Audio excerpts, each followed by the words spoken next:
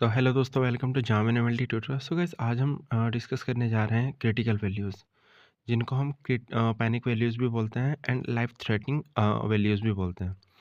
So guys, हम सबसे पहले देखते हैं कि क्रिटिकल वैल्यूज़ होती क्या है। तो क्रिटिकल वैल्यूज़ ऐसे वैल्यूज़ होती हैं जो लाइफ थ्रेटनिंग हो, मतलब उनको पैनिक वैल्यू बोलते हैं।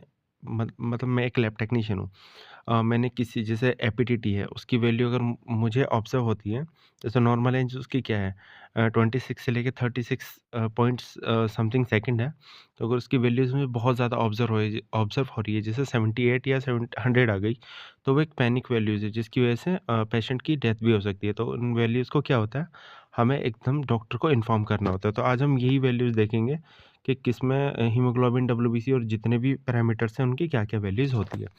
तो गाइस, सबसे पहले हम डिस्कस करते हैं कि APTT, activated partial thromboplastin time होता है।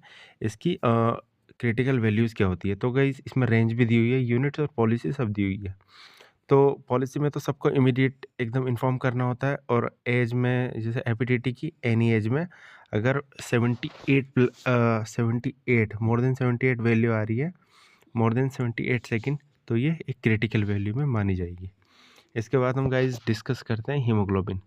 हीमोग्लोबिन एनीएज और न्यूबॉर्न 2 का दे रखा है यहाँ पे। तो अगर एनीएज वाले में less than 7 and more then 20 ग्राम पर डेसीलीटर जा रहा है, तो ये एक क्रिटिकल वैल्यूज़ में माना जाएगा। इसके बाद सेकंड नंबर पे यहाँ पे देखिए आता है हमारा न्यूबॉर्न के लिए। न्यूबॉर्न के लिए अगर less then 10 and more then 22 जा रहा है, तो ये क्रिटिकल वैल्यूज़ मानी जाएगी। यहाँ पे यूनिट भी दे रखे हैं सबके, देख सकते हैं आप। इसके बाद आता है हमारा डब्ल्यूबीसी। डब्ल्यूबीसी में एनीएज, एनीएज में अगर less then 2000 and more then 30,000 अगर जा रही है, तो ये हमारे क्रिटिकल वैल्यूज़ में आ जाएगा पर मिलीमीटर क्यूब ऑफ ब्लड में। ठीक है गाइस। और इसको इमीडिएट एकदम डॉक्टर को इन्फॉर्म करना होता है। यहाँ देख सकते हैं आप, पॉलिसी सब में इमीडिएट डॉक्टर को इन्फॉर्म करना होता है। इसके बाद हमारा आता है platelet count, most important platelet count, any age. अगर किसी भी एज में प्लेटलेट काउंट लेस देन 3000, अगर 30,000 से नीचे जा रहा है और ये 10 लाख से ऊपर जा रहा है, ठीक है गाइस। अगर हमारा 30,000 से नीचे आ रहा है और 10 लाख से ऊपर जा रहा है, यहाँ देख सकते हैं आप, तो ये क्रिटिकल वैल्यू में कहलाएगा। इमीडिएट पॉलिसी होती है, एकदम डॉक्टर को इन्फॉर्म करना होता है।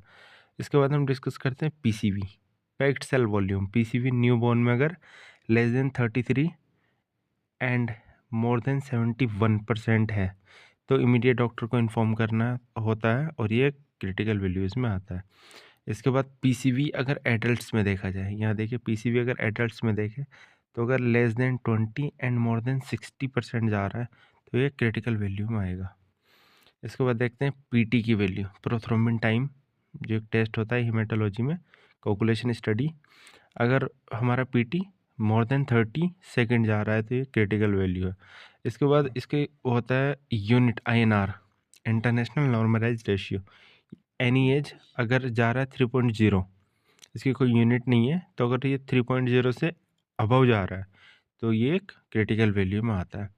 इसके बाद गाइस देखते हैं पेरिफेरल स्मीयर। ये हम एग्जामिनेशन करते हैं, अगर किसी भी एज में पेरिफेरल स्मीयर में हमें ब्लास्ट सेल्स ऑब्जर्व हो रही है, तो ये क्रिटिकल वैल्यू है, हमें डॉक्टर को इन्फॉर्म करना होगा। इसके बाद आता है पेरिफेरल स्मीयर एनी एज में अगर मलेरियल पैरासाइट अगर हमें दिख रहे हैं, तो उसके लिए भी ये क्रिटिकल वैल्यू माना जाएगा। इसके बाद 11 नंबर पे आता है peripheral smear any as. Peripheral smear में अगर हमें सिकल सेल और स्फेरोसाइट्स दिख रहे हैं, तो ये भी एक क्रिटिकल वैल्यू में ही माना जाता है। तो गाइज, अभी हम नेक्स्ट देखते हैं।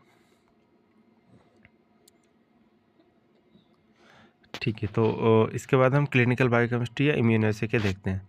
तो यहाँ पे सबसे पहले दे रखा है अमोनिया। अमोनिया एनी एज, किसी भी एज में अमोनिया जो हम ईडीटी के प्लाज्मा से लगाते हैं, ये अगर मोर देन 200 जा रहा है, मोर देन अगर 200 जा रहा है, तो ये क्रिटिकल वैल्यूज़ हैं माइक्रोग्राम पर डेसीलीटर। ओके गाइस, ये क्रिटिकल वैल्यूज़ है। इसके बाद है सीरम एल्ब्यूमिन।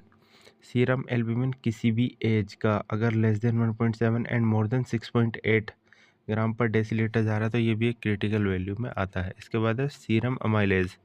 सीरम अमाइलेज किसी भी एज का देख सकते हैं आप मोर देन 200 जा रहा है तो ये भी एक क्रिटिकल वैल्यू में आता है। इसके बाद है टोटल बिलिरुबिन। टोटल बिलिरुबिन यहाँ देखिए, टोटल बिलिरुबिन एडल्ट में अगर हमारा मोर देन 10 जा रहा है, टोटल बिलिरुबिन मोर देन 10 जा रहा है तो ये भी एक क्रिटिकल वैल्यू में आता है। इसके बाद है serum blood urea nitrogen. Serum 1 adult में अगर मोर देन 80 जा रहा है तो ये भी एक क्रिटिकल वैल्यू है। More than 80 mg per decilitre, यहाँ पे यूनिट टेस्ट की देख लीजिएगा आप। इसके बाद सीरम 1 चाइल्ड में अगर मोर देन 55 जा रहा है तो ये भी एक क्रिटिकल वैल्यू में आता है। इसके बाद हम डिस्कस करते हैं सीरम कैल्शियम। सीरम कैल्शियम किसी भी एज में अगर less then 6.0 and more then 13.0 जा रहा है mg पर डेसीलीटर तो ये भी एक क्रिटिकल वैल्यू में माना जाता है। इसके बाद हम डिस्कस करते हैं सीरम कैल्शियम चिल्ड्रन में।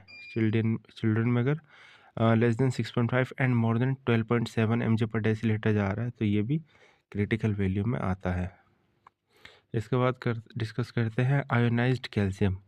आयोनाइज्ड कैल्शियम एनी एज किसी भी एज में अगर less then 0.75 and more then 1.6 जा रहा है तो ये भी एक क्रिटिकल वैल्यू में आता है। इसके बाद हम डिस्कस करते हैं सीरम क्रिएटिनिन। सीरम क्रिएटिनिन किसी भी एज में अगर मोर देन 5 जा रहा है तो ये भी क्रिटिकल वैल्यू में आता है। इसके बाद सीरम क्रिएटिनिन चिल्ड्रन में हम देखते हैं अगर ये मोर देन 3.8 जा रहा है तो ये भी क्रिटिकल वैल्यू में आता है। इसके बाद देखते हैं हम सीरम सीके क्रिएटिनिन काइनेज। किसी भी एज में अगर मोर देन 1000 यूनिट पर लीटर जा रहा है तो ये भी एक क्रिटिकल वैल्यू में आता है। इसके बाद हम देखते हैं सीरम CKMB। ये कार्डियक मार्कर होते हैं ट्रोपाई CKMB। तो ये किसी भी एज में अगर मोर देन 35 यूनिट पर लीटर जाते हैं तो ये भी क्रिटिकल वैल्यू में ही कहलाए जाते हैं। इसके बाद आता है हमारा क्लोराइड। तो इस क्लोराइड किसी भी एज में अगर less then 80 and more then 120 जा रहा है तो ये भी क्रिटिकल वैल्यू में माने जाते हैं। इसके बाद है सीरम कोलेस्ट्रॉल।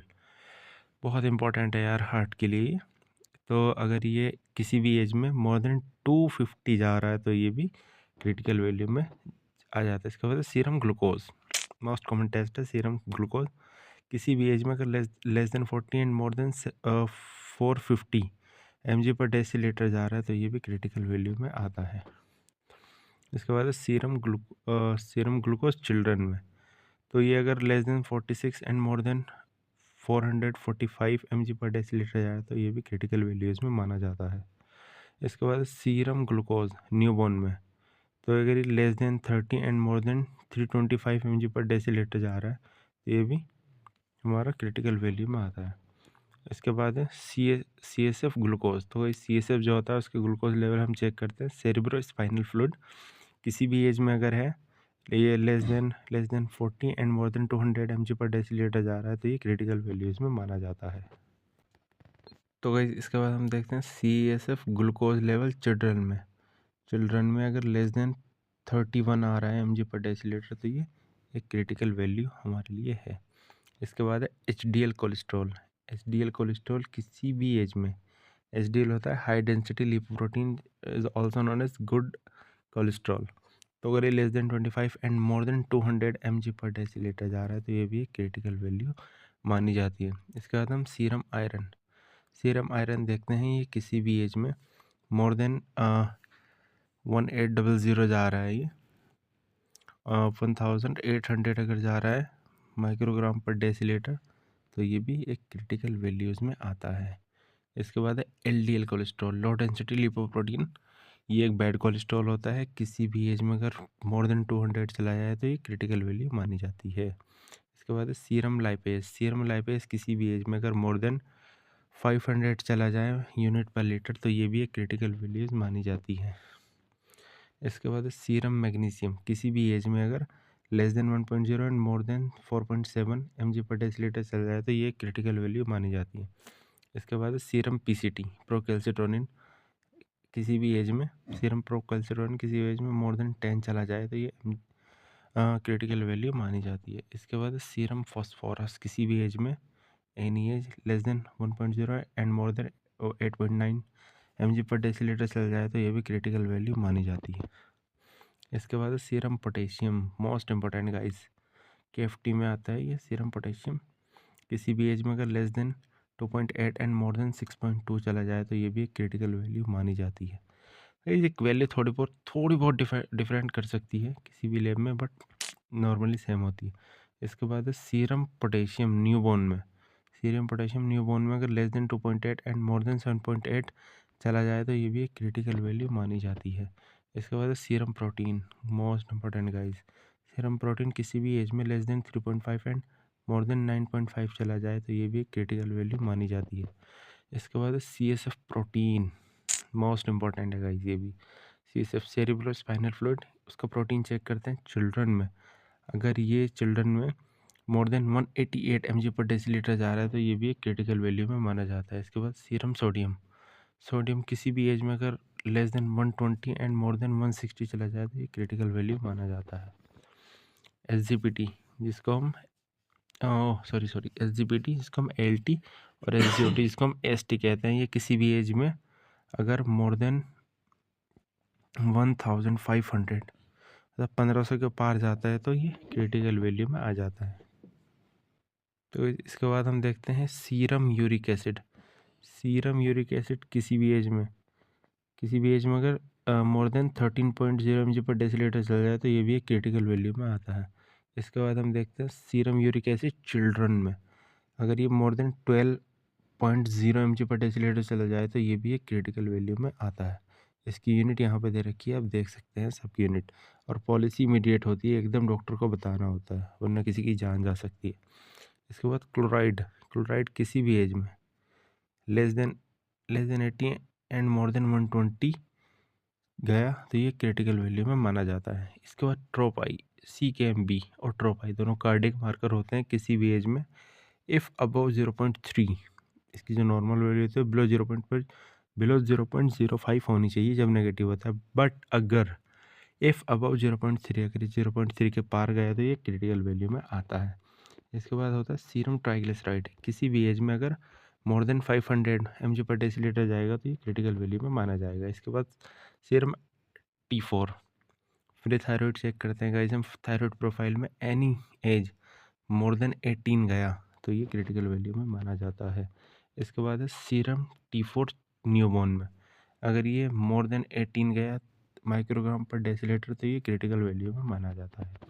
सो गाइस आपको हमारी वीडियो कैसी लगी आप कमेंट करके बता सकते हैं। एंड गाइस मिलते हैं नेक्स्ट वीडियो में, जब तक के लिए गुड बाय।